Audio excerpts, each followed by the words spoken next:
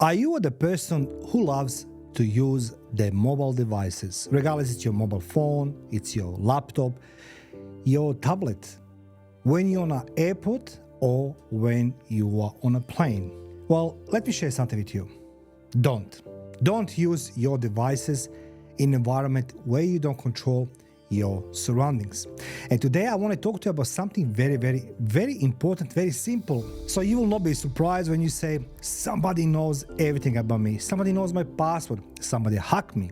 Guys, first of all and foremost, I want you to understand, doesn't matter how much you believe that you are not important person, that you have no valuable information, and that your life is not relevant to nothing, you are wrong. I used to be working in intelligence services, and trust me, you are important. The smallest puzzle. Maybe you are familiar with something, with someone. Maybe you're related to somebody, to something. So your data always gonna be important to those who wanna see it. And what better place than airports and planes? Working on planes is not smart. And I'll tell you why.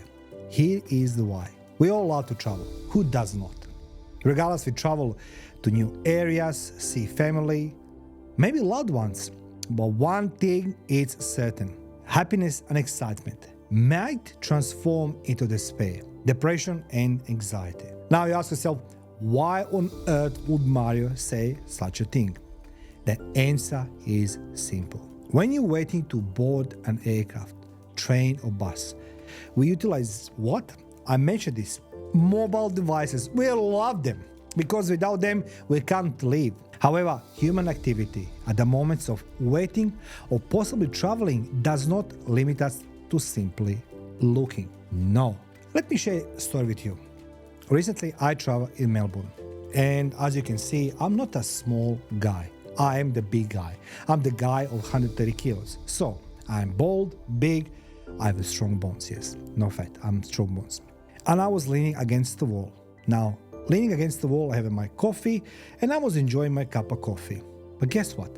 Everybody was hitting me, either with a trolley, with elbows, they're running to me, and everything, you can imagine. But why is that? Look at me, I'm the big guy, because eyes has been glued to the mobile device. They're not looking in front, ahead, above, on the side, just down. Of course, you can't see me. They apologize, of course, majority of them. Some of them, they curse me because while I'm standing there against the wall, like, excuse me, who I should stand, you know what I mean? A distinct set of people, as I say, enjoy working at airports or airplanes. And I don't see why on earth, why they must work on airports or turn laptops on airplanes. But this is what you learn today. And this lesson is called working on planes is not smart. And as an ex-intelligence agent, I'm shocked at human ignorance, a lack of education, training, organization, and most importantly, a lack of awareness, curiosity, and most importantly, suspicion by anyone. Now, before we continue, let me introduce myself to those who don't know me. My name is Mario Bekes, and welcome all of you to the podcast Life the Battlefield. I have the Guinness World Record for the longest audio broadcast, which lasted 55 hours and 25 minutes. I also spent 14 years in military, including 1,800 straight combat days during the war in ex-Yugoslavia. My professional experience has ranged from being combatant in a war to working in military security intelligence services, diplomatic intelligence, and most importantly, I done investigations and interrogation into high-ranking military officials, traitors, spies, organized crime figures, as well as becoming a best-selling author on the topic of investigations, espionage, and interrogations. Now, let's go back to topic. Enough about me. We're all reliant on our portable devices, either for our professional life or our social life. No question asked. I'm the one. I have my social media. I'm communicating with you today on YouTube, so I have my social media.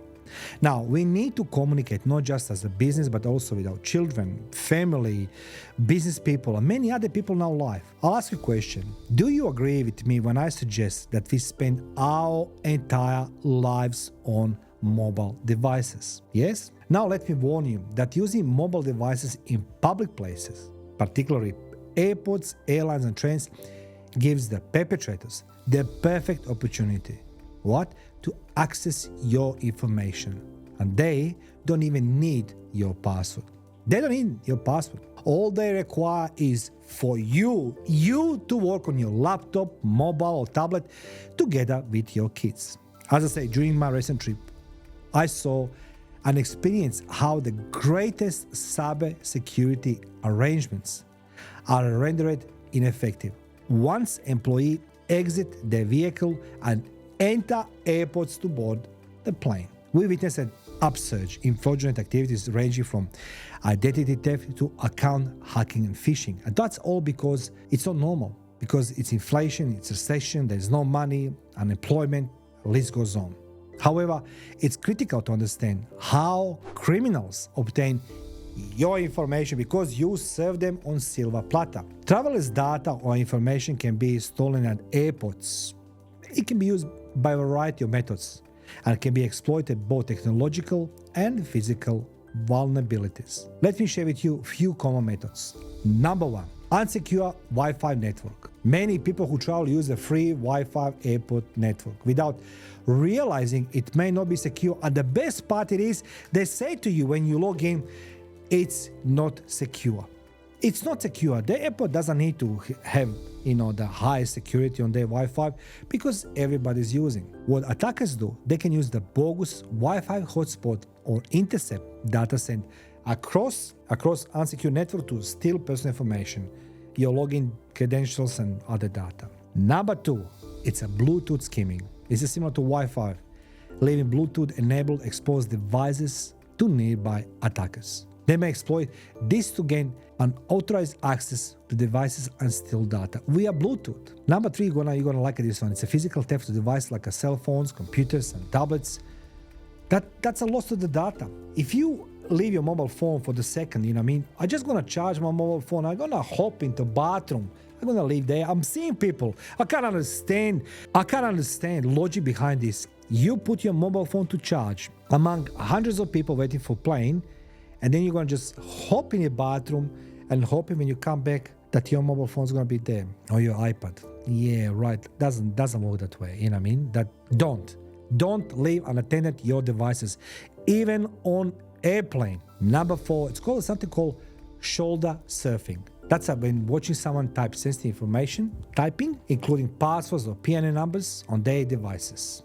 Thieves can easily keep an eye on traveler without being caught in crowded airports. So that's mean when you typing something, someone's gonna stand next to you and it's gonna just over your shoulder watch what you do and then try to remember. If nothing else, today we have so many devices, hidden cameras and list goes on to record what you're doing without even try to remember physically. Number five, it's a public USB charging stations. They can be manipulated with the install malware or download data. And this practice is known as a juice jacking.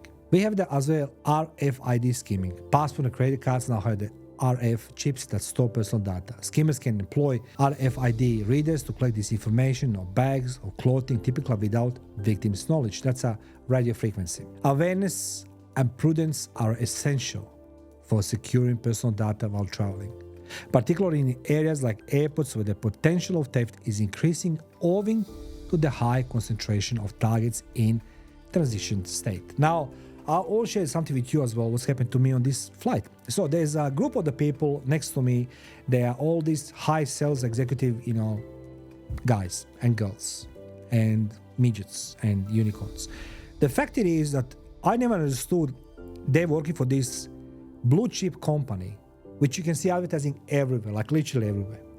And I think myself, these guys are here to someone take the ride on with them. What I mean? So they pull the laptops and they're sitting in front of me, around me, and in front of me, and next to me. It's a two-row airplane, right? And they're first loudly discussing their sales targets and marketing approach and, how they're going to have a party and drinks when they land and what they did, how they did. And then they pull the laptop. So they're comparing the data. And I think myself like, so I'm flying on the wings of this airplane from Melbourne to Sydney, and they're sharing all this data for last 45 minutes. very loud, and all I need to do, it's my mobile phone. You take the mobile phone and just put a record like this. Nobody will be suspicious, because nobody does this on a plane anyway, in the first place. Today, you can't even talk to the flight attendant, not to be, considered you harassing somebody. So people don't want to talk to nobody because they don't want to be involved in any type of dispute, and list goes on. But why on earth will you do this on a plane? Why would you on a plane open your laptop and talk so loud about sales targets? That because they feel comfortable, they feel safe, they feel secure, they feel accomplished. They think they are invincible. They are not. Because you know why, guys? Because there's going to be some guy on a plane, on the girl, who's going to be there just because of you. And they're going to steal not your data, but your life. Everything what you have. Everything. Because that's what it's done. It's called asymmetric warfare. Cheap ticket, traveling with you on a cheap flight to the destination across Australia or somewhere a little bit further, and they're going to get all your data. There's many other different versions. So now ask yourself, how does information get stolen? Well, let me elaborate this for you. Information theft is usually done discreetly. It doesn't never happen, let me steal your data. It's going to happen discreetly. It will occur outside of your peripheral vision. Because most people are especially vulnerable because they are unconcerned about their surrounding. Such as on plane. I'm on a plane, nobody sees me. People behind me don't care. I am working for this company. I'm the big deal. One way is the social engineering. Malicious activities carried out to the human context. That's my specialty. While another is to observe your screen and possibly use some form of surveillance. Video, pictures, eavesdropping. It's possible. Things become more interesting when two or more employees from the same organization fly together, as I explained to you. They will talk, they will share documents and other information in the cabin. And they are quite very loud because it's a short flight. Melbourne, Sydney, like a 1 hour. And they look at us, we are executives. And then I'm sitting there, I think myself, this is actually a good topic, like to discuss, because it doesn't matter how much you protect your data, putting the cybersecurity.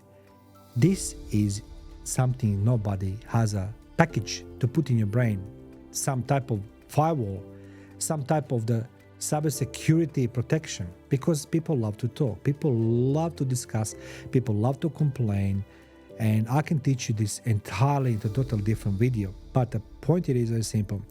You can protect devices physically, technically, but you can't protect the brain. And that's where everything starts. Idea starts in brain, blueprint starts in that brain. You carry the data home in your brain. What do you think?